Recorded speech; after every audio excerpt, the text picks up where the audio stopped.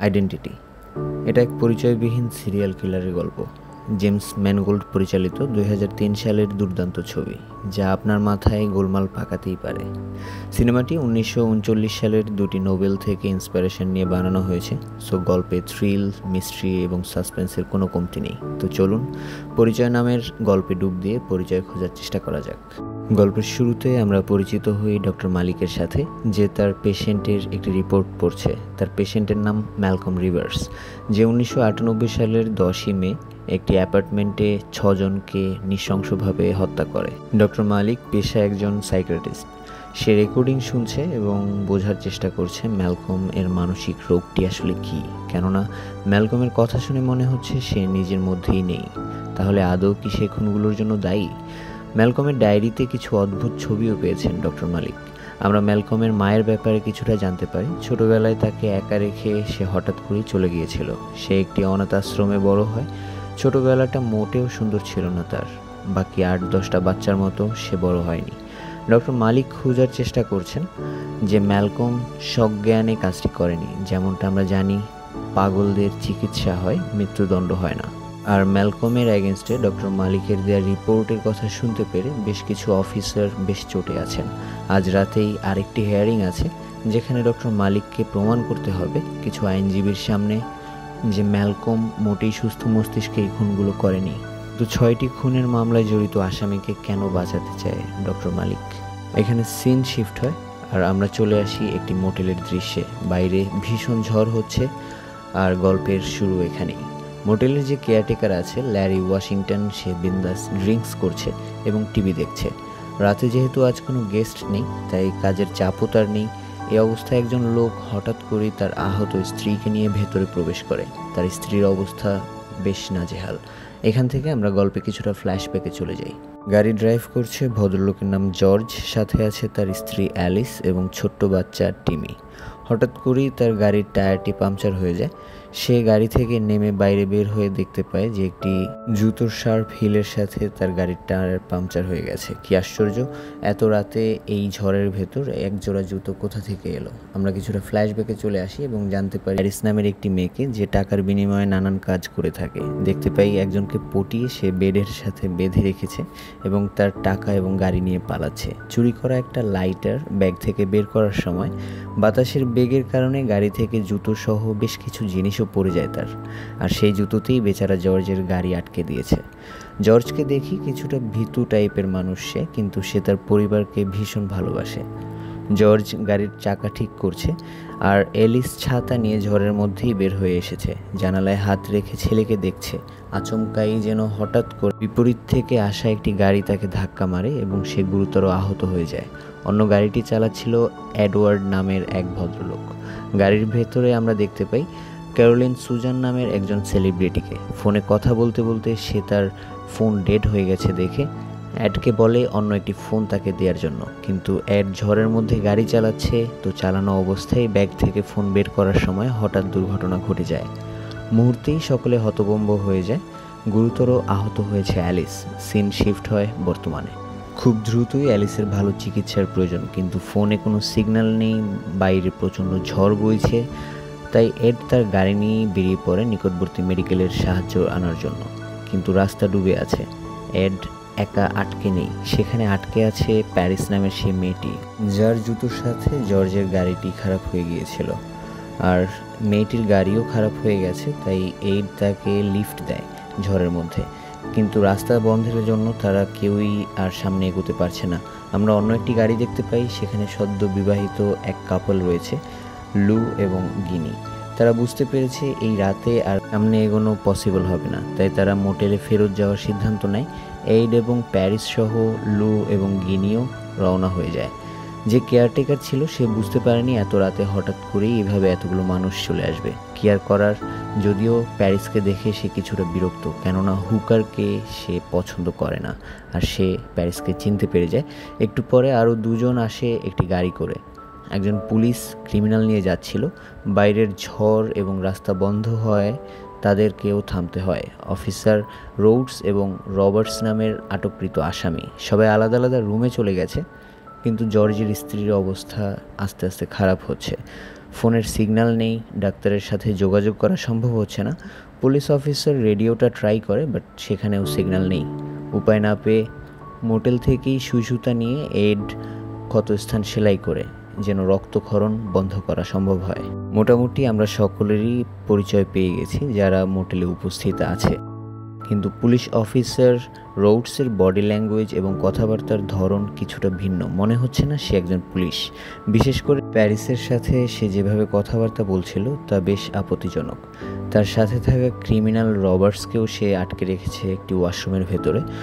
Officer রোডসের গেঞ্জির পেছনে আমরা একটি আঘাতের ক্ষত দাগ দেখতে পাই। অন্যদিকে সে সেলিব্রিটি মেয়েটি, তার মনেই আছে, নাম তার সুজান। সে ফোনে ট্রাই করছিল কাকে যেন বারবার। সিগন্যাল খুঁজতে খুঁজতে সে ঝড়ের মধ্যেই বাইরে বেরিয়ে এসেছে। কে জানতো মৃত্যু তার জন্য বাইরেই অপেক্ষা করছে। সুজান কিছু বুঝে ওঠার আগেই তার উপর অতর্কিত হামলা হয়ে যায় এবং তার গল্প এখানেই শেষ হয়ে। আচমকা আওয়াজ পায় এড এবং সে বেরিয়ে যেতে যেতে দেখতে পায় সে অলরেডি লন্ড্রি রুমে চলে এসেছে। হঠাৎই সে খেয়াল করে সুজানের মাথাটি লন্ড্রির একটি মেশিনের ভেতরে পড়ে আছে। কে হত্যা করেছে তাকে, এটা প্রশ্নই রয়ে যায়। সবাই শকড হয়ে যায়। এদিকে খুঁজে পাওয়া যায় ওয়াশরুমে আটকে রাখা ক্রিমিনাল রবার্টসও পালিয়েছে। সন্দেহের আঙুল অবশ্যই তার দিকে উঠছে, স্বাভাবিক। আমরা দেখতে পাই রোডস নামের সেই পুলিশ অফিসার পলাতক আসামি রবার্টসকে হন্য হয়ে খুঁজছে। এখানেই সিন শিফট হয় আর আমরা দেখতে পাই যে ডক্টর মালিক সহ বেশ কিছু আইনজীবী ও অফিসারদের একটি হিয়ারিং ছিল, যেখানে ম্যালকমকে নিয়ে কথা হচ্ছে। গল্পের শুরুতেই আমরা ম্যালকমের সম্পর্কে জেনেছি। ডক্টর মালিকের মতে ম্যালকম একজন মানসিক রোগী, তাই তার পুনর্বিচার হওয়া অত্যন্ত প্রয়োজন। ডক্টর মালিক এটাই মনে করেন এবং তিনি প্রমাণের চেষ্টা করছেন যে ম্যালকমকে কেন মৃত্যুদণ্ড দেওয়া হবে, বরং তাকে উন্নত চিকিৎসা দিয়ে সুস্থ করা হোক। দুটো স্থানে দুটো গল্প একই সময়ে একই রাতে ঘটছে। সিন শিফট হয় পুনরায় মোটেলে এবং সেখানে প্রত্যেকটা মানুষকে আমরা আতঙ্কিত অবস্থায় দেখি। একটি মানুষকে নৃশংসভাবে হত্যা করা হয়েছে, তার মাথা পাওয়া গেলেও তার বডি এখনও পাওয়া যায়নি। এইড জানায় সেও একজন প্রাক্তন পুলিশ অফিসার। ব্যাস, দুজন পুলিশ মিলে খুঁজতে শুরু করলো। ইনভেস্টিগেশন শুরুতেই সবাইকে নিজ নিজ কক্ষে বিশ্রাম নিতে বলা হয়। আমরা দেখতে পাই সেই কাপলদের মধ্যে কিছু একটা নিয়ে ঝামেলা হয়েছে। মেয়েটি সেই স্থান থেকে দৌড়ে চলে যায় এবং ছেলেটি তাকে বোঝানোর চেষ্টা করে। জানতে পারি ছেলেটির চরিত্রের দিক থেকে কিছুটা নড়বড়ে। সে সুযোগ বুঝে প্যারিস নামের হুকার মেয়েটির সাথে ফ্লার্টিং শুরু করেছিল। এমনিতেও মেয়েটিও যে খুব সুবিধার তা কিন্তু নয়, সে বেঁধেছে হুকার। আর পুরো ব্যাপারটা জানতে পেরে যায় বেচারি তার স্ত্রী। কি আর করার, মেয়েটাকে ওয়াশরুমের ভেতরে আটকে রাখে। বাইরে থেকে তার হাজবেন্ড বারবার তাকে ডাকলেও সে কোনো রকম সাড়া দেয় না। পরবর্তীতে একটু পর লক্ষ্য করে বাইরে সব চুপ হয়ে গেছে। সে বাইরে যখন বেরিয়ে আসে দেখে ছুরি হাতে একটি ছায়ামূর্তি। সে দরজা আটকে লুকাতে চাইলেই বেশ কিছুটা ধস্তাধস্তিও হয় দরজায়। সে কোনো মতে জানলা দিয়ে বাইরে বেরিয়ে আসে এবং সবাইকে ডাকতে শুরু করে সাহায্যের জন্য। সবাই যখন ভেতরে ছুটে আসে দেখতে পায় লু নামক ছেলেটির মৃতদেহ পড়ে আছে। তাকে ছুরি দিয়ে নৃশংসভাবে হত্যা করা হয়েছে। তাহলে লুকে কে হত্যা করেছে? কেননা রবার্টস নামের সেই ক্রিমিনাল তো অনেক আগেই পালিয়ে গেছে। তাহলে লুয়ের হত্যাকারী কে? প্রশ্নটা বেশ জটিল হলেও আমরা কিছুক্ষণ পর দেখতে পারি যে ঝড়ের ভেতর পথ হারিয়ে ফেলে সেই রবার্টস আবারও রোডসের হাতে ধরা পড়ে যায়। তাকে বেঁধে রাখা হয় এবং মোটেলের কেয়ারটেকার ল্যারিকে নজরদারিতার দায়িত্ব দেওয়া হয়। রবার্টসকে যেন চোখে চোখে রাখে। অন্যদিকে দেখতে পাই অ্যালিসের জ্ঞান ফিরেছে। আমরা লক্ষ্য করি অ্যালিসের রক্তক্ষরণ বন্ধ হওয়ার কারণে সে আগের চাইতে অনেকটা সুস্থ বোধ করছে। আমরা একটু পরেই লক্ষ্য করি যে সুজানের মৃতদেহ যেখানে পাওয়া গেছে, মিন্স তার মাথা যেখানে পাওয়া গেছে, সেখানে 10 নাম্বার চাবির একটি তোড়া ছিল। এবং একটু খেয়াল করলে দেখতে পাই যে লু যেখানে মারা গেছে সেখানে একটি চাবির রিং রাখা, যেখানে 9 নাম্বার দেওয়া আছে। বেশ রহস্যজনক। এর ভেতরে ঘটে গেছে আরও একটি দুর্ঘটনা। লরির হাতে থাকা লাঠিটি মুখের ভেতরেই অবস্থায় রবার্টসের লাশ পাওয়া যায়। তাহলে খুনগুলো আসলে কে করছে? Caretaker Larry Washington. যেহেতু ল্যারিকে দায়িত্ব দেওয়া হয়েছিল রবার্টসের দেখভাল করার জন্য, সেখানে রবার্টসের মৃতদেহ পেয়ে এইড এবং রোডস এবার ল্যারিকে জিজ্ঞাসাবাদ শুরু করে। কেননা ল্যারিকেই তো রবার্টসের কাছে শেষবারের মতো দেখা যায় এবং একটু পরে খেয়াল করে দেখা যায় যে রবার্টসের পায়ের কাছে আছে 8 নম্বর চাবির রিং। ল্যারি নিজেকে নির্দোষ যদিও দাবি করে, কিন্তু কেউ তা বিশ্বাস করতে চায় না। পরবর্তীতে উপায় না পেয়ে এইড এবং রোডসের হাত থেকে বাঁচার জন্য সে প্যারিসের গলায় ছুরি ধরে এবং ভয় দেখাতে থাকে যে তাকে ছেড়ে দেওয়ার জন্য। সে পালাতেই যাবে, ধস্তাধস্তিতে ফ্রিজ থেকে বের হয়ে আসে জমে থাকা আরেকটি লাশ। সে বুঝে যায় এবার আর কেউ তাকে বিশ্বাসই করবে না।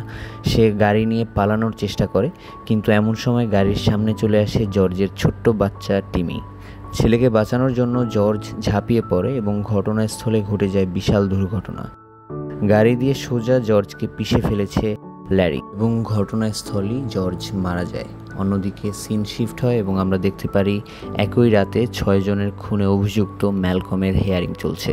হিয়ারিংয়ে একজন বিচারক সহ উক্ত প্রমাণকে উপেক্ষা করে ম্যালকমের মানসিক রোগকে মানতে নারাজ, কিন্তু একই সাথে 1986 সালের জারি হওয়া আইন অনুযায়ী মানসিক ভারসাম্যহীন কাউকে মৃত্যুদণ্ড দেওয়া যাবে না। ম্যালকমের কাছে থাকা যে ডায়েরি পাওয়া যায় সেটা আনা হয় এবং আলাদা আলাদা হ্যান্ডরাইটিং এবং আলাদা আলাদা পয়েন্ট অফ ভিউ থেকে লেখা বেশ কিছু জিনিস পাওয়া যায়। মনে হচ্ছিল যে অনেকজন মিলে এই ডায়েরিটা লিখছে। ডক্টর মালিক তখন জানায় রোগটাকে বলা হয় ডিসোসিয়েটিভ আইডেন্টিটি ডিসঅর্ডার, অর্থাৎ একটি শরীরে অনেকগুলো চরিত্র বসবাস করছে। কিছুক্ষণ পর ম্যালকমকে সবার সামনে আনা হয় এবং বেশ কিছু প্রশ্ন জিজ্ঞাসাবাদ করা হয়। অন্যদিকে দেখানো হয় ল্যারি নামক ছেলেটিকে আটকানো হয়েছে। সে এতগুলো খুন করেছে, কিন্তু ল্যারি নিজেকে নির্দোষ বলেই দাবি করছে এখনও।